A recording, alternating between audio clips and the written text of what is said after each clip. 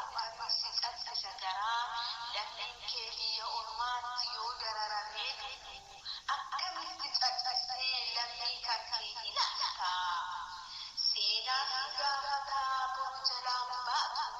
seenaa qofaa miti karaa rabbiitiin illee boru jalaa hin baatan lammii keessan dararamaa jiru kaayaa sammaata yoo formaata kaayaa fi hin dadhasinaa yaasira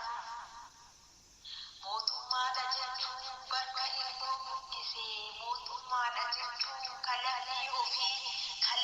ofii rakkoo keessaa baase maqaadhaaf mootummaa jedhanimaaf ofimuu osoo lammiin isaa biyyoo ormaatti dararamu dhugaa garaan na gubatee waan jedhullee dadhabee obbolaan koo beelaan du'aa obbolaan koo dararamee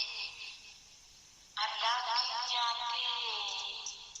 reeffi isaallee biyyatti galuu dhabee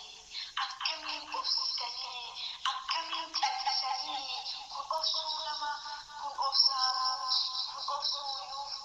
nama dhibaa lammiin keenya dararamee akkamiin qal'istu obbolaa kooyaa jiru warri carraan si jiraachise biyyoo guddatte keessa lammii keetis gurra ta'ii fuudhi rakkoo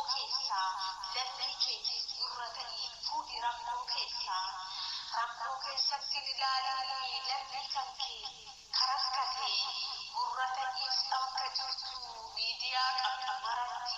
osoo ati jirtu lammiin kee maaf rakkataa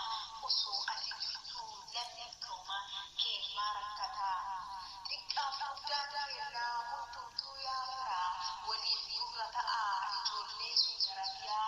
ijoollee suudarabiyaa mana hidhaa keessatti dararamaa jirtu